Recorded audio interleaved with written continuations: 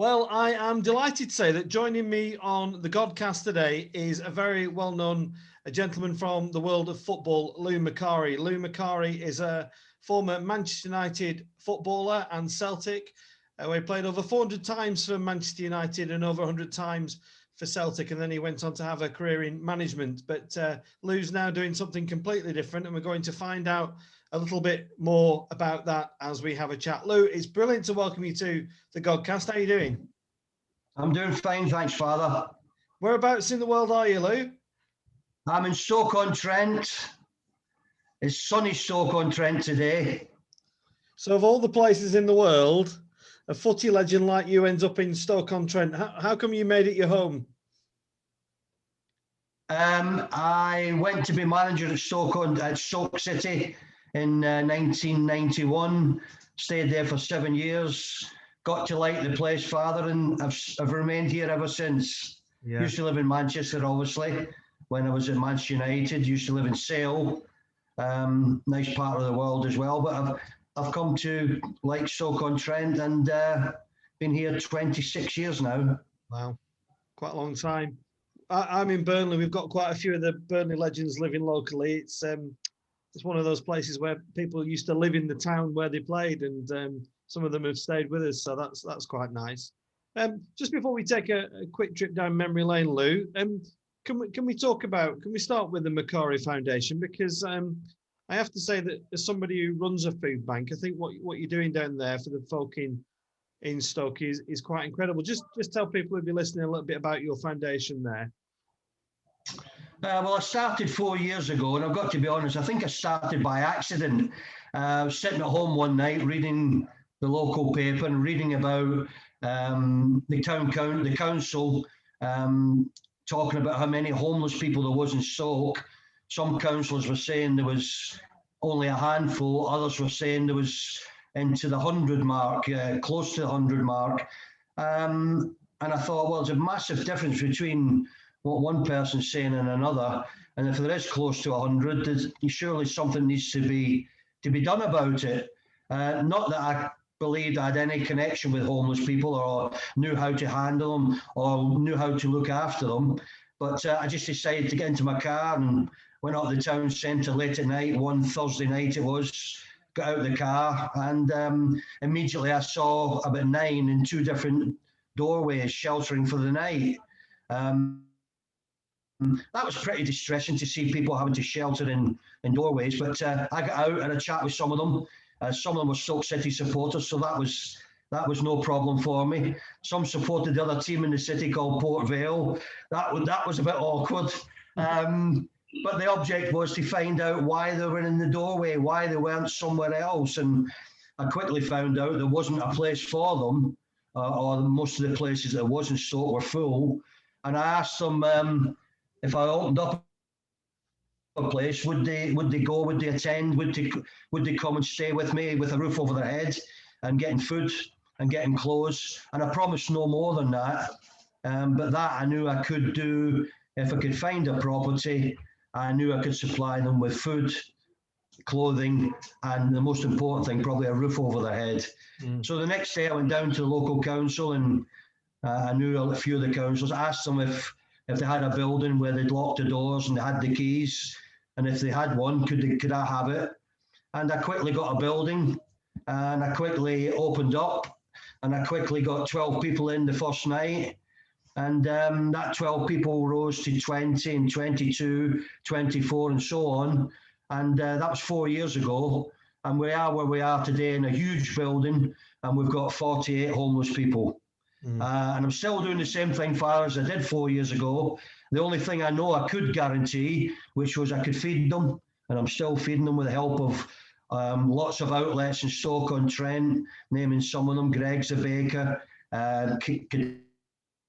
Kentucky Fried Chicken, Nando's, all those sort of outlets for me have come and supported us. Yeah. So they get well fed here. And 4 years later, as I say, we're still here and we're still looking after them. We've moved to a massive building, huge building, warehouse it is, and I've introduced some pods in there that you might see in fields up in the Burnley area where they do camping or glamping, whatever they call it nowadays. We put a television in them, we put a heater in them, and they regard them as their little house, their little home. And unfortunately, that's clicked as well. That's worked for us. Luke, can I just take you back a bit? When you know that night when you got in your car, what were your memories of that night in terms of some of the circumstances the stories that you heard? Can you remember?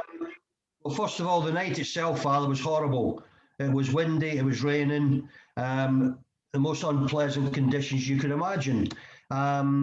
But what had happened quickly after that was Stoke City have it every year, a sleep out. It's called the Macari sleep out. And I did it for the first year and then decided I would never ever do it again, because one night sleeping, and it wasn't sleeping rough the way homeless people have got to sleep. I had a roof over my head, which was the concourse at the Bet365 stadium. We went outside, we were in the concourse, but the hard floor, the breeze that was blowing through the concourse, that alone was too much for me. And I realised that for the homeless people to do it night after night, week after week, month after month, and year after year, it takes some doing. So I then realised how difficult that alone was to be homeless and having to suffer that. So I went home and I thought, what more could I do for people after we were up and running with the shelter? And after we were up and running, I realised that I better stick to the main three things I'd set out to do, which was feed them, clothe them, and put a roof over their head, because I knew nothing about the addictions. I knew nothing about other things that people face. I've picked up on that a bit, Father, over the 4 years I've been working with the homeless people, but I'm certainly not an expert. I don't think there are many experts that can get the better of the drugs, can get the better of the alcohol, can get the better of problems at home with family. So I've stayed a little bit out of that, and I've allowed other staff to deal with that thing. And I set out to do the thing that I knew I could do 4 years ago, which was supply with the help of people. And I knew the fact that I'd been a footballer would help me. I knew the fact that having played for Man Utd and Celtic would help me. And the publicity and response that I had over the years as a footballer. I knew all those things were in my favour and thought, right, I'm going to have a crack at it. So we've had a crack at it for 4 years.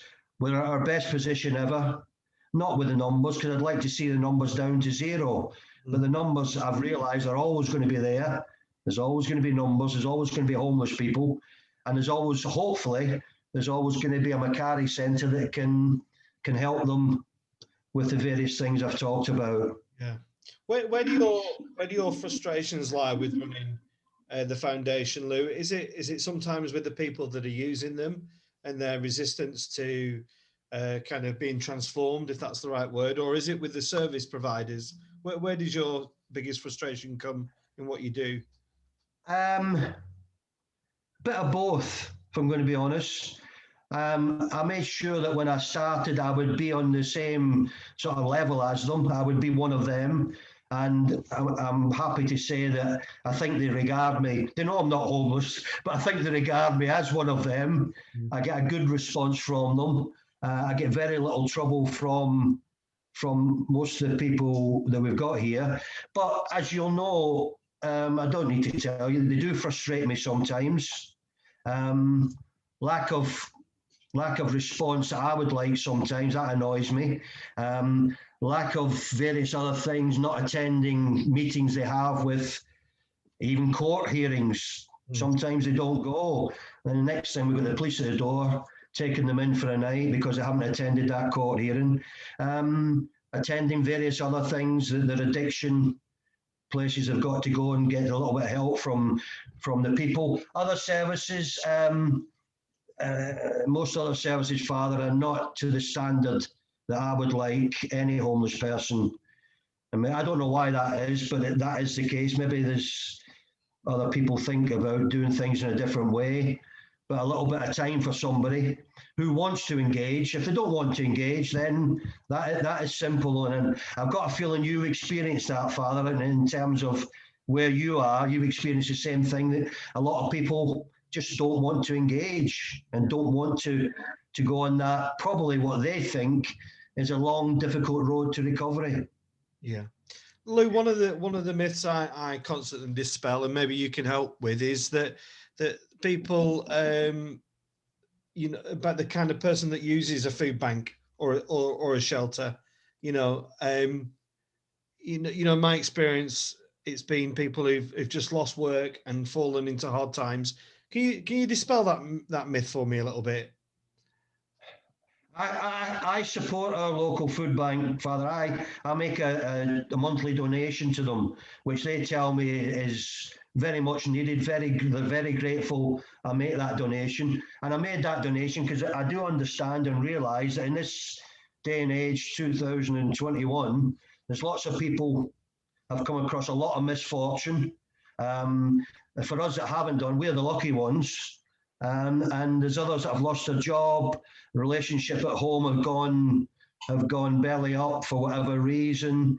And there's lots of different reasons why, unfortunately, I never thought I'd say it, in the year 2021, people queue up for food to get that little handout, which keeps them going on a weekly basis. I remember going to Dublin back probably 10 years ago. I used to work on the television in Dublin, and I stayed in a nice hotel, but ended up going to visit a place in Dublin where they fed so many homeless people every Tuesday and Thursday.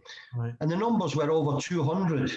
And I never thought in somewhere like Dublin, I would see 200 homeless people queuing around the centre, waiting to go in, waiting to get their meal. And that was the first time it opened my eyes to something that I'd never seen before, to be honest, because I'd been one of the fortunate ones that led a good life, was fortunate that things in my marriage had gone right, and fortunate that my football career had certainly gone right with who I played for and who I worked for. And so that side of it, the food banks and all that, they are a necessity, which I wish they weren't a necessity, but they're a necessity needed by lots and lots of people. Lou, I don't want to get too political, but do you think there's a solution? I'm scratching my head at the moment, and we'll keep feeding the people as long as we need to. But I sometimes wonder if people just don't care enough. They don't give us stuff enough for change to be really effective. There's some great initiatives and things, but our number of people using our food bank hasn't dissipated at all. It's just, if anything, it's increased. Do you think there is a solution, Lou? If I thought there was, Father, it would only take a bit of time and effort for me to make contact with people who could possibly solve that puzzle we've got, or solve the problem we've got. I don't really see that we are, as a nation, making that many mistakes, or I haven't just caught on to who's making the mistakes that leads to people where they are. The biggest problem I think we've all got, I've certainly got it, is I cannot defeat the biggest problem. The biggest problem is the drugs. The biggest problem is the alcohol consumption. I can't defeat them. The drugs are more powerful. They've got more to offer people than what I have. I offer them the food, I offer them all the other things, roof over the head that we've talked about. But for me, it's a bit of a, I can't get my head around why some people, or lots of people, can't give up that addiction with a bit of help. Maybe more help's needed. I don't know, but I know that the addiction is the most powerful thing there is, and it's sad, and it's not right that people find it difficult to get rid of that addiction and get back on the right road. Yeah. Just describe that community you've got there, Lou, with those pods. I mean, I guess it's like a little village, is it? Is it a harmonious place? Is there rules and regulations? Oh, there's rules and regulations, but not many. They don't listen to them sometimes. And I've got to accept that when somebody's off his head, Father, on some drug called monkey dust, there's an example. Did you ever think you'd be around when you'd be talking about trying to get the better of monkey dust? No. It's ridiculous. No. Yeah. And in the 70s, when I started as a footballer, no drugs around. There might have been for certain certain people in certain society where there was drugs. But in football, no drugs. And in the normal person that went to work, there was no drugs. He went to work, did his job, got his wages, came back, put food on the table for his family. People then had very few problems to try and overcome. And drugs certainly wasn't a problem that the majority of people in this country or anywhere in the world had to overcome. It's something I think from the last 10, 20 years or 30 years at the most that we've had to try and get an answer to drug taking. I'm not too sure about that because it never sort of crossed my path. Lou, have you always had this charitable instinct about you? Did you have it when you were a pro footballer, or is it something that kind of just kind of hit you later in life? No, it hit me. I've got to be honest, Father. It hit me later in life, where probably that 4 years ago when I was reading the paper, I just sat down and thought, well, what have I ever done for anybody? And then I realised I hadn't done a great deal for anybody apart from my family, which is obviously what you're supposed to do. And then I sat back and realised how lucky I'd been in the fact that I started my career at Celtic. I was a Celtic supporter. I followed them. They were my team, and then I joined them as a player. And then I experienced the Lisbon Lions, who were the first British side to win the European Cup. And then eventually I was looking after them as a ground staff boy on a daily basis, because we used to have, back then it was ground staff was the start of your career. And that involved putting out the kit for the players that I'm talking about, the Lisbon Lions, looking after them, cleaning their boots, cleaning Celtic Park, which after a match day and Celtic Park back then could hold 90,000, everybody standing up. Apart from a certain number sitting down. You had to clean it on a Monday after the Saturday game, and along with Kenny Dalglish and a few other names that you would know about, we set about the task of cleaning the whole of the ground. Wow. That was a start to our football career. Well, it wasn't much of a start to the football career, but if you were good enough, unfortunately, I managed to achieve the next step, which was getting in the team. A manager called Docherty looking after me. My reserve team manager was a gentleman called Sean Fallon from Cork, a great guy who guided me guided me to the do's and don'ts of not only professional football, but for the do's and don'ts of a Celtic player. So I was well aware of what was required. I was well aware of what was needed.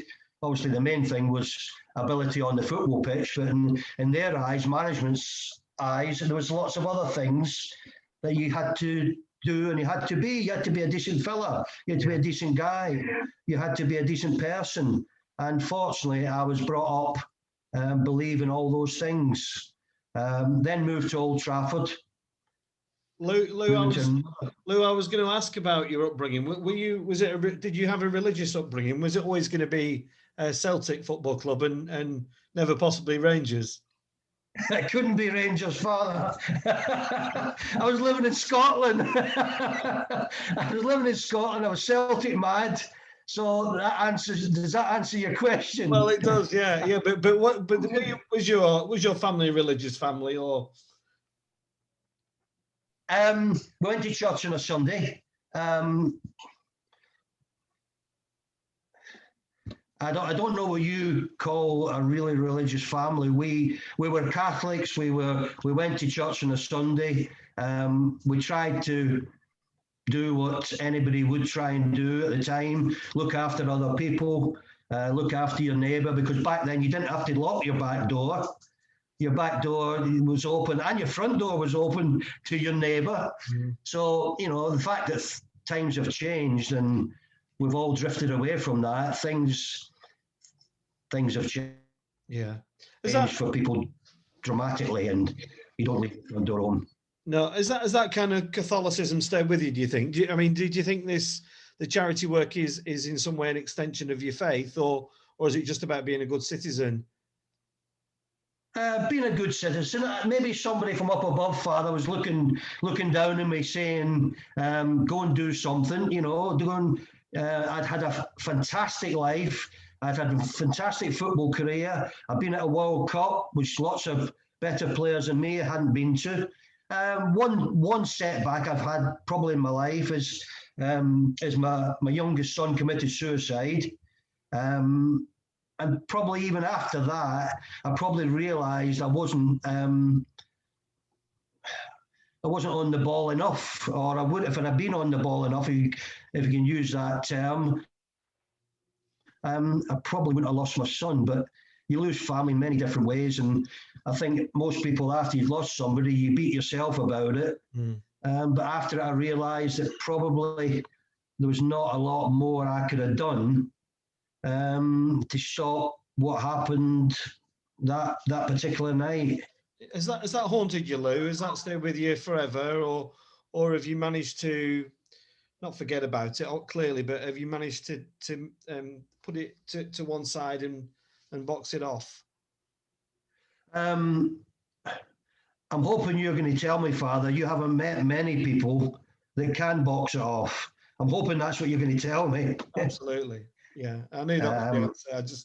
I suppose I just wanted to hear you say it. Yeah. Yeah, that's the answer. The answer is it's easier said than done. I think everybody in my family deals with it in a different way. I've got no problem with that. I'm probably the one of all of the family that maybe the rest of the family think I deal with it easily. That's because I don't like to show that it is a problem. But there's very few parents can. I think there's very few parents can lose a son and not have it somewhere. You know, when people tell you think about them every day, I don't believe that, because I don't think of my son every day, because other things distract me from doing that. But I do think of him, and we are where we are. Yeah, Lou. When I was looking at your bio, I mean, to play elite football, you need a real strength of character. I've interviewed quite a few ex-pros now, and they all say the same thing. You know, it's blooming tough. How tough was it to get to that level? I don't want to blow you on trumpet, but I do, I suppose. How good do you need to be to play 400 games for Man United? You don't decide that, Father. You're not in control of that. It's the manager and it's the club that decide whether you're entitled to be playing 400 games. And I've never looked back on my career and thought it's been probably a great career or it's been fantastic, until just recently, when I've had a bit of spare time and thought, right, what did I do? What happened for me? And what happened for me is Celtic, Man United, Scotland, World Cup. And I think of all those things and I think, well, to better that is almost, well, you can't better it, can you? To the two clubs I'm talking about, in my opinion, it won't be in everyone's opinion, two of the finest clubs in the world. What they've achieved, what I achieved when I was there with them was fantastic. To work there is fantastic. I was there 11 years, which was fantastic as well. So have I been dealt a bad hand? I'm sure lots of people that you've spoken to, Father, have said that they feel their life have been dealt a bad hand. No, I haven't been. And when you played for Celtic, did you ever imagine that you might be the manager there as well? Was that in your thoughts? Never. Don't forget, I started off as a little boy cleaning people's boots, cleaning Jimmy Johnson, Billy McNeil, who was the captain, Bobby Murdoch, who was another player, and along with Kenny Dalglish, Kenny and I were cleaning the boots after training, and never dreaming of where we would get to. No. And I would never have got to where I got to without my manager. Kenny, I think, would say the same. He wouldn't have got to Liverpool and various places without the manager. Kenny was a poor finisher. Now, if you follow your football, Father, and I'm sure you do, you won't remember Kenny Dalglish being a poor finisher. No. Well, he was when he was a youngster. When I left Scotland, when I started in Scotland, I didn't have the physique or the presence to handle any player playing in England. But by the time Jock Stein had finished with me, I could match the toughest and the roughest of them. I wasn't scared of anybody. And when I came to Manchester United, playing in that league, which was for men, which was for grown-up men, who looked after themselves, who all had character. We talk about a lack of character nowadays. I didn't play with anybody with a load of character. I didn't, without any character. I didn't play against anybody that didn't have character. I didn't play against anybody who couldn't be a leader, which we talk about nowadays as no leaders. Mm-hmm. In the dressing room I was in at Old Trafford, full of leaders, full of characters. And unfortunately, a lot of them have passed away. A lot of others have got problems, dementia. Yeah. Just recently, one of my teammates who I got on great with, Gordon McQueen, a real character, funniest man I've ever met.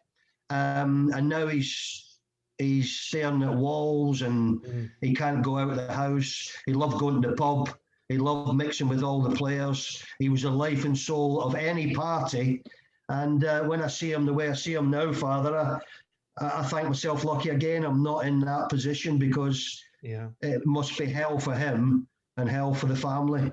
You're answering all the questions I've got lined up, because I was looking at that 1978 World Cup squad, and it was the first World Cup I remember, and everybody, of course, remembers Archie Gemmell's goal against Holland, but you had some great players in that squad, and Gordon McQueen was one of, I suppose there was him and there was Alan Hansen as the two big centre-halves in the country that stood out for me as a kid.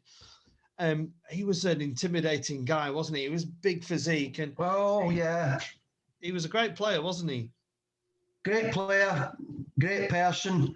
That squad, Father, when the manager picked the squad to start with, the squad was 80 players. I'd played in all the games leading up to qualifying. I played in the final game at Anfield where we beat Wales, and I wasn't certain I'd be going to Argentina. I was looking at the midfield selections that the manager could have. Archie Gemmell, you've mentioned, Kenny Dalglish, Graham Souness, Don Masson, Bruce Rioch. There was probably about 14 Graham Souness, probably about 14 or 15 midfield players that were all as entitled to play as I was. They were all as entitled to be picked as I was. That was the strength of Scottish football at the time. That was the strength of Scottish football, why so many players at the time played in England, because the English clubs went and bought the Scottish players because they were better than going and getting a foreign player. Yeah.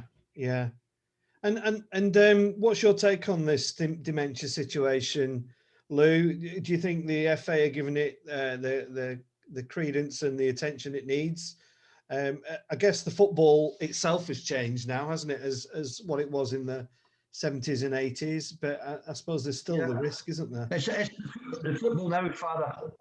The football itself is a balloon now compared to the football that we used back in the 70s and 80s. The football we used was a big, heavy ball that got heavier if it rained, that got heavier if ground conditions weren't ideal, and ground conditions back then were very seldom ideal.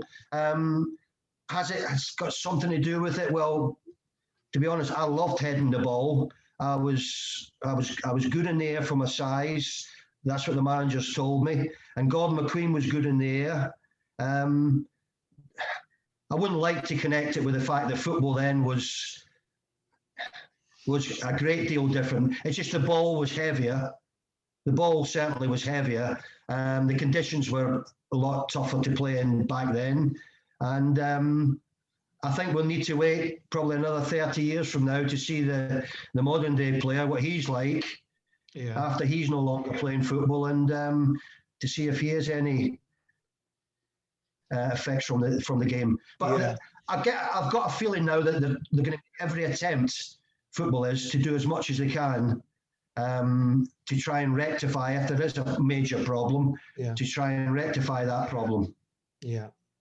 Thanks for that, Lou. And another player, a person I want to just ask you about is, I was looking at the connections between you and Burnley, because I'm a huge Burnley fan, and the people like Vince Overson, who was a big hero at Turf Moor, Andy Payton. And did Andy Payton play for you at Celtic, or was that?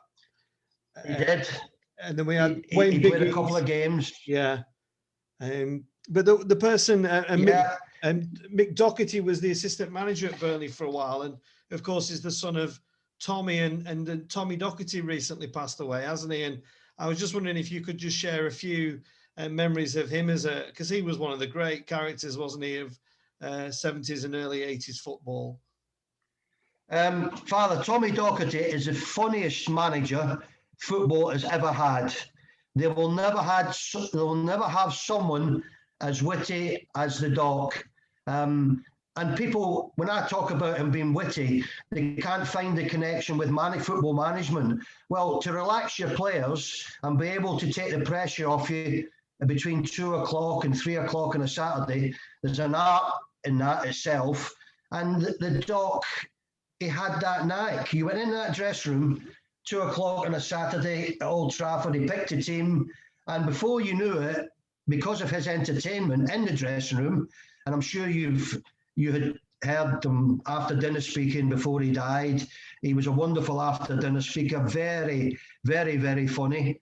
So he had that knack of relaxing you, and before you knew it, the bell went for time to go out on the pitch, and you were making your way down the tunnel, and he always left you with a wise crack before you went out. And I've never met, and I never will meet anybody in football as funny as the Doc. And even when he retired from being a manager, living with the wife, Mary, 7 or 8 of us went to his birthday event, and he was 90. He was as funny then as he was back at Old Trafford. And was he a good coach as well? Was he a decent coach? Father, there was no coaching. Back in the days of Tommy Doc, Jock Stein, Bill Shankly, Bob Paisley, I would say Matt Busby, there was no coaching. There was encouragement. There was desire. They instilled desire and commitment into you. You looked at them and you went, wow, look, this is Sir Matt Busby speaking to me, Tommy Docherty speaking to me, Jock Stein speaking to me.